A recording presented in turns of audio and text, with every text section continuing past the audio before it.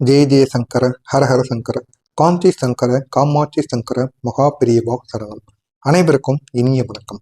நாளை பிப்ரவரி 9 அஷ்டமி திதி. அஷ்டமி திதி என்பது வெறும் சாதாரண ஒரு நாளாக கிடையாது. இந்த திதியில் பித்ரு லோகத்துக்கும் பூமிக்கும் இடையே கதவு திறக்கின்ற ஒரு அதிர்ஷ்ட நேரமாக இருக்கும் என்று காஞ்சி மகான் மகா பெரியவா அவர்களும், அது மட்டும் அல்லாம சித்தர்களும் முன்னோர் காலங்களில கூடியிருக்காங்க. ஆகமக குறிப்புகள் கூட இதுவாகத்தான் இருக்கும்.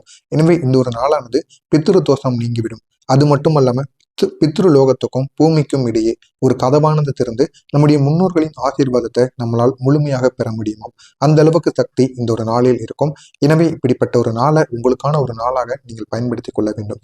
அதற்கு இந்த ஒரு நாளில் நமது முன்னோர்கள் நம்மளுடைய எண்ணத்தை கேட்கக்கூடிய மிக அருகில் இருந்து நம்முடைய எண்ணத்தை கேட்கக்கூடிய ஒரு தினமாக இந்த அஷ்டமி தினமானது கொண்டாடப்படும். இது பித்ரு தோஷ நிவாரண திதியையும் 7 ஜென்ம பாவ நிவாரண திதியையும் குடும்ப கர்ம நிவாரண திதி என அனைத்தையுமே இந்த ஒரு நேரத்தில் நம்மளை விட்டு போக்கும். அந்த அளவுக்கு ஒரு சக்தி வாய்ந்த ஒரு நல்ல ஒரு நாளாக இந்த ஒரு நாளானது இருக்கும். இந்த ஒரு நாள்ல இந்த அஷ்டமி திதியின் பவித்திரம், அஷ்டமி திதி என்ன அப்படின்னு இன்னும் சிலர்கள் தெரியாம இருப்பீங்க. வேதம் மற்றும் சித்தர்கள் கூறக்கூடிய ஒரு ரகசியம். அஷ்டமி என்பது முன்னோர்கள் சக்தியானது மிகவும் அதிகமாக சேரக்கூடிய ஒரு நாளாக இருக்கும். அஷ்டமி கர்ம பதிவுகள் சுண்டி எடுக்கக்கூடிய ஒரு நாள். 7 ஜென்மம் செய்த பாவங்கள் கரைய ஆரம்பிக்கக்கூடிய ஒரு நாள். குடும்பத்துக்குள் மறைந்து இருந்த நன்மைகள் திறக்கக்கூடிய ஒரு நாள். இது அனைத்தும் இந்த அஷ்டமியின் ஒரு நாளாக கருதப்பட்டு வருகிறது. அப்படிப்பட்ட இந்த ஒரு நல்ல நாளை நமக்காக பயன்படுத்தி கொண்டோம் அப்படின்னா நம்முடைய வாழ்க்கையில ஏகப்பட்ட நன்மைகள் நமக்காக நடக்கும். அந்த அளவுக்கு ஒரு சக்தி வாய்ந்த ஒரு நாள் தான் இந்த ஒரு அஷ்டமி நாள். இந்த ஒரு நாள்ல நம்ம செய்யப்படுகின்ற ஒரே ஒரு சிறிய வழிபாடு ஒரு வருடத்திற்கு சமமான பலனை ஏற்படுத்தி கொடுக்கும். அந்த அளவுக்கு நன்மைகள் இந்த ஒரு நாளில் நடக்கும். எனவே இந்த ஒரு நாளில் நமது முன்னோர்களை நினைத்து நம்ம செய்யக்கூடிய ஒவ்வொரு செயல்களிலும் அவ்வளவு நன்மைகளானது இருக்கு. அவ்வளவு வெற்றிகளும் அவ்வளவு சக்திகளும் நம்முடைய குடும்பத்தை வந்து சேர்ந்தடையும். ஏன் நம்முடைய முன்னோர்களை நம்ம வழிபடணும்? நம்முடைய வாழ்க்கையில பணம் வராமல் இருப்பதற்கும், குழந்தைகள்ல ஏதாவது தடைகள் இல்லைன்னா திருமண தடைகள், திடீர்னு ஏதாவது ஒரு துரோகங்கள் ஏற்படும், அலாதியான மன அழுத்தம், வீட்டுல அமைதி இல்லாத ஒரு சூழ்நிலை, வேலை கிடைக்காம சில தடைகள், கண் திருஷ்டி போல தோன்றக்கூடிய கெட்ட சக்திகள், இந்த மாதிரி தொடர்கின்ற இழப்புகள், இவை அனைத்தும் இது அடிப்படை காரணமாக இருக்கும்.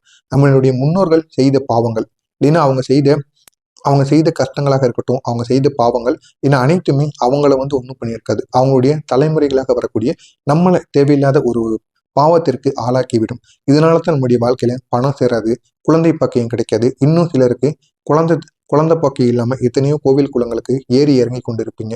இருந்தாலும் குழந்தை பாக்கியம் உங்களுக்கு கிட்டாது. உங்களுடைய வீட்டுல எவ்வளவோ நீங்க உழைப்பீங்க, உழைத்தாலும் பணமானது உங்களுடைய வீட்டில் தங்காது.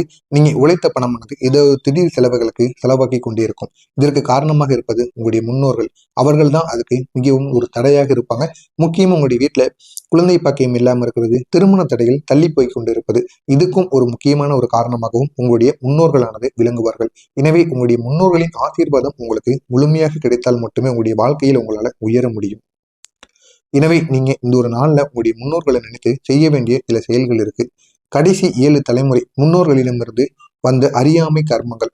அவர்கள் நம் நலனை விரும்புகிறார்கள். ஆனால் அவர்களுக்கு தேவையான ஒரு சக்தி, நம் நினைவு, அது மட்டும் இல்லாம நம்முடைய நன்றி, இந்த ரெண்டையும் அவங்க வந்து எதிர்பார்க்காங்க. நம்ம அவங்களுடைய உருவகப்படத்தை கூட நம்முடைய வீட்டுல வைத்திருக்க மாட்டோம். இதுவும் அவங்களுக்கு மிக பெரிய அளவுல ஒரு துரோகங்களை கொடுப்பது போல இருக்கும். நம்முடைய தெய்வங்களை எந்த அளவுக்கு நம்ம வழிபடுகிறோமோ அதே அளவுக்கு நம்முடைய முன்னோர்களையும் நம்ம வழிபடணும். அப்படி வழிபட்டோம் அப்படின்னா நம்முடைய வாழ்க்கையில நன்மைகள் நடக்கும். எனவே நீங்களும் உங்களுடைய முன்னோர்களை வழிபடணும். முக்கியமா இந்த ஒரு நாள் அஷ்டமி நாட்கள் எப்பொழுது வருகிறதோ அப்பொழுது உங்களுடைய முன்னோர்களுக்கு நீங்க நன்றி செலுத்தணும். அது மட்டும் இல்லாம அவங்களுக்கு பிடித்த தானியங்கள் பொருட்களை வைத்து வழிபடணும். உங்களுடைய முன்னோர்களை உங்களுடைய வீட்டில் வைத்து வழிபடணும். இப்படி செய்தீங்க அப்படின்னா உங்களுடைய வாழ்க்கையில மிக பெரிய ஒரு மாற்றங்களானது நிச்சயமாக உங்களுடைய முன்னோர்கள் உங்களுக்கு ஏற்படுத்தி கொடுப்பார்கள். அது கிடைத்து விட்டால் அவர்கள் நம்முடைய வாழ்க்கையின் துரதிர்ஷ்ட கதவுகளை உடைத்து நன்மைகளை திறக்க வைப்பார்கள். எனவே நீங்க தவறாம இந்த ஒரே ஒரு செயலை மட்டும் செய்து பாருங்க. நிச்சயமா உங்களுடைய வாழ்க்கையில ஒரு பெரிய மாற்றத்தை நிச்சயமாக உருவாக்குவாங்க. இந்த ஒரு செயலை நாளை நாம செய்ய வேண்டிய ஒரு முன்னோர்களுக்கான வழிபாடு. இந்த ஒரு பூஜையானது மிக ஒரு எளிமையான ஒரு பூஜையாக இருக்கும். ஆனால் அதிசய பலன்களை தரக்கூடியதாக இருக்கும். நீங்க இந்த ஒரு பூஜையை செய்தா இவ்வளவு பலன் கிடைக்குமா அப்படிங்கிற ஒரு கேள்வி உங்களுக்குள்ள எழுந்துவிடும். ஏன் அப்படின்னா அந்த ஒரு பூஜையானது ஒரு எளிய முறையில் செய்யக்கூடிய ஒரு பூஜை. இருந்தாலும் இந்த ஒரு பூஜையை நீங்க முழு மனதுடன் செய்து பாருங்க. நிச்சயமா உங்களுடைய வாழ்க்கையில ஒரு பெரிய மாற்றத்தை உங்களுக்குள்ள உருவாக்கும். நினைத்து பார்க்க முடியாத அதிர்ஷ்டங்களை உங்களுக்குள்ள ஏற்படுத்தும். அவ்வளவு சக்தி வாய்ந்த ஒரு பூஜை தான் இந்த முன்னோர்களுக்கு நாம் செய்ய போகிற பூஜை. இந்த ஒரு பூஜைக்கு தேவையான பொருள் ஒரே ஒரு வெள்ளை துணி.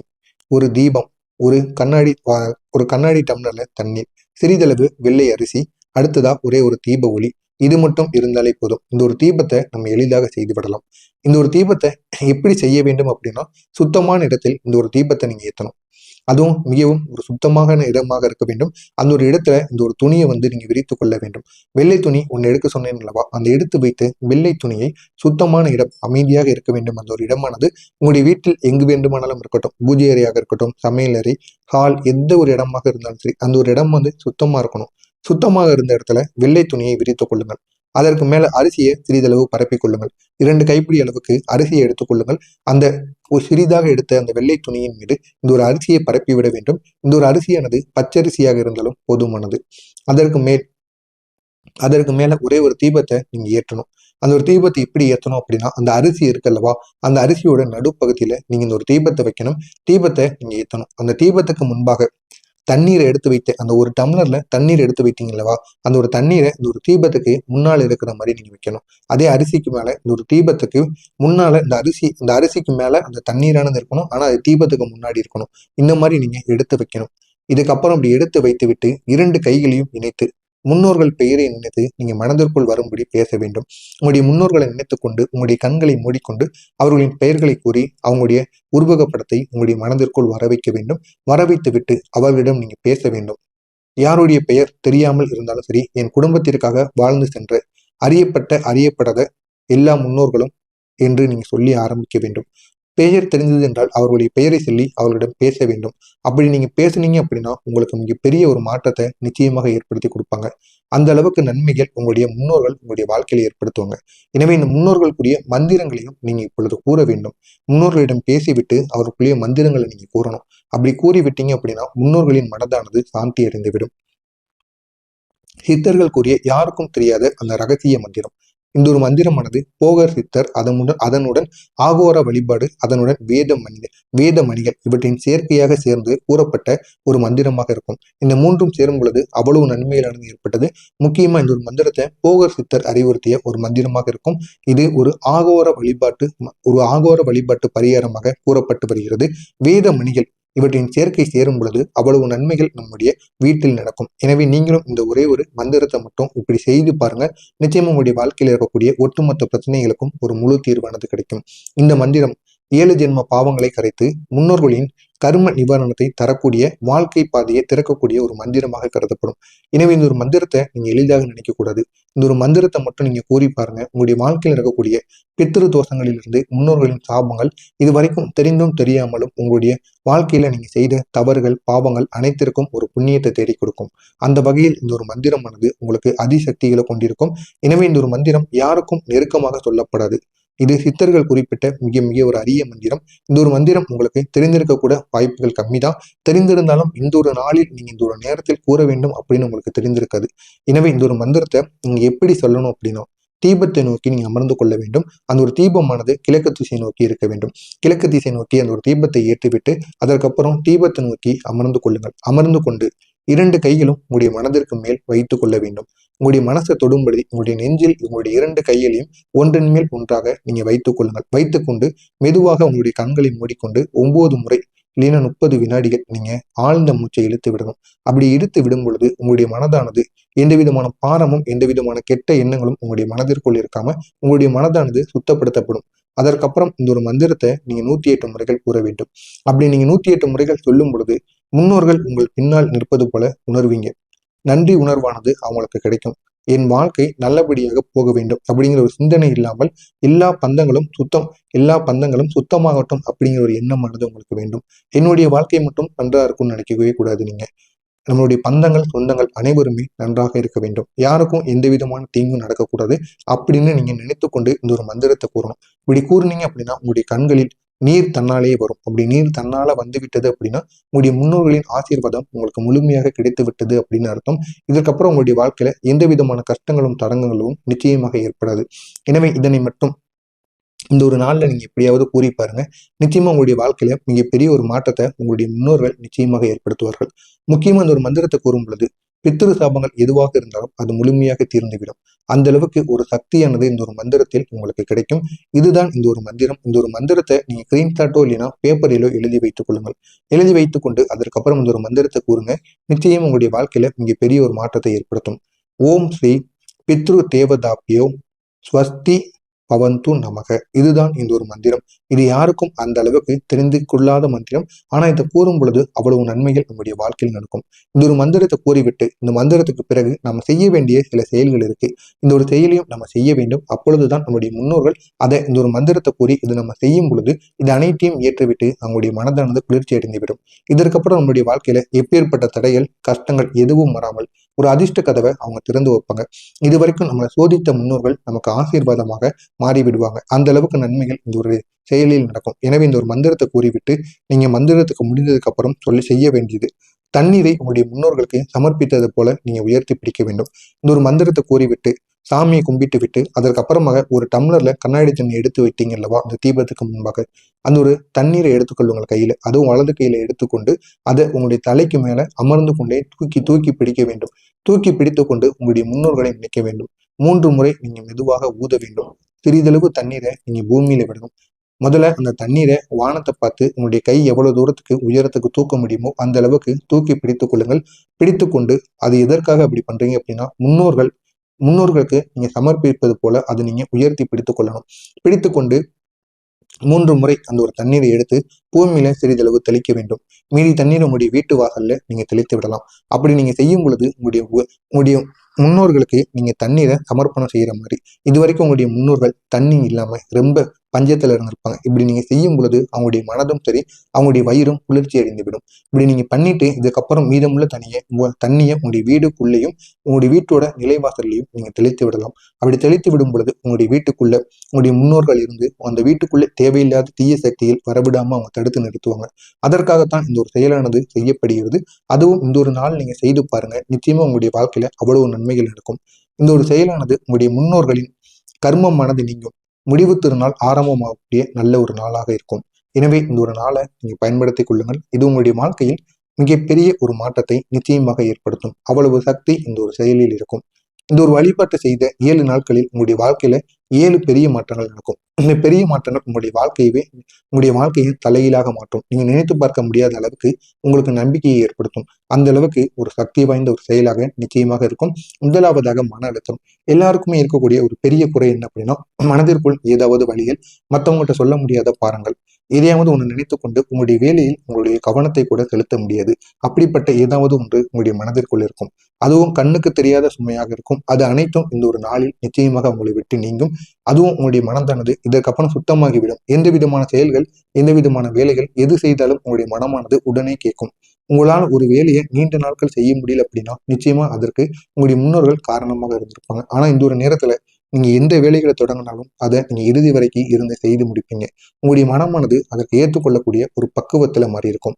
எனவே இந்த ஒரு நாளானது உங்களுடைய மன அமைதி அதிகமாக உங்களுக்கு குறைய ஆரம்பிக்கும். மன அமைதியானது கிடைத்து மனதில் இருக்கக்கூடிய பாரங்கள் குறைய ஆரம்பிக்கும்.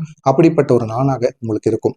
அடுத்துதான் குடும்பத்தில் சண்டை பதட்டங்கள் அனைத்தும் உங்களை விட்டு குறையும். வீடு அமைதியாக உணரப்படும். வீட்டில் ஏற்பட்ட வாக்குவாதங்கள் சண்டைகள் சச்சரவுகள் அனைத்திற்கும் ஒரு முழு தீர்வானது கிடைக்கும். பிரிந்திருந்த தம்பதிகள் கூட ஒன்று சேருவார்கள். அப்படிப்பட்ட ஒரு நல்ல ஒரு காலமாக உங்களுடைய வீட்டில் அமையும். 3ஆவதாக பணவரவுக்கான தடையானது நகரும். நிலுவையில் இருந்த பணம் உங்களை தேடி வரும். வெளியில் கொடுத்திருந்த பணம் உங்களுக்கு திரும்ப கிடைக்காமல் இருந்தது அப்படின்னா இந்த ஒரு நேரத்திற்கு அப்புறம் அது உங்களுடைய வாழ்க்கையில நீங்க பெரிய அளவுல நன்மைகளை ஏற்படுத்தி கொடுக்கும். அந்த அளவுக்கு உங்களுடைய வாழ்க்கையில சில பணம் வரவதற்கான வாய்ப்புகள் நிச்சயமாக ஏற்படும். 4ஆவதாக வேலை வருமானத்தில் ஒரு முன்னேற்றம். உங்களுக்கு பாதையானது திறக்கும். இதுவரைக்கும் கஷ்டப்பட்ட ஒரு இடத்திலிருந்து நல்ல ஒரு வேலைக்கு செல்வதற்கான வாய்ப்பு உங்களுக்கு கிடைக்கும். அந்த ஒரு வாய்ப்பை நீங்க இந்த ஒரு நேரத்தில் பயன்படுத்தி கொண்டீங்க அப்படின்னா உங்களுடைய வாழ்க்கையில முன்னேற முடியும். அந்த அளவுக்கு நன்மைகள் உங்களுடைய வாழ்க்கையில இந்த ஒரு நேரத்தில் நடக்கும். உங்களுக்கான ஒரு பாதையானது திறக்கப்படும். அந்த ஒரு பாதை மிக பெரிய அளவுல உங்களுக்கு நன்மைகளை ஏற்படுத்தும். நீங்க நினைத்து பார்க்க முடியாத அளவுக்கு அதிசயங்களை ஏற்படுத்தக்கூடிய ஒரு பாதையாக நிச்சயமாக இருக்கும். உங்களுடைய வாழ்க்கையில சாபம் போல் இருந்த தடைகள் அனைத்தும் முடியும். ஏதாவது ஒருவர் உங்களுக்கு சாபம் போலையோ ஏதாவது ஒரு வார்த்தைகள் எல்லாம் உங்களை பேசி உங்களுடைய மனதை ஏதாவது ஒரு கெட்ட சூழ்நிலைக்கு ஆளாக்கி இருந்தாங்க அப்படின்னா அது அனைத்தும் கெட்டிப்பட்ட சாபங்கள் அனைத்தும் இந்த ஒரு நாளில் உங்களை விட்டு விலகும். நீண்ட நாள் நின்ற வேலைகள் கூட இந்த ஒரு நாள்ல நகர தொடங்கும். அந்த அளவுக்கு நன்மைகள் உங்களுடைய வாழ்க்கையில இந்த ஒரு நாள்ல நடக்கும். 6வதாக உங்களுடைய கனவில் முன்னோர்கள் அனைவரும் தோன்றுவாங்க.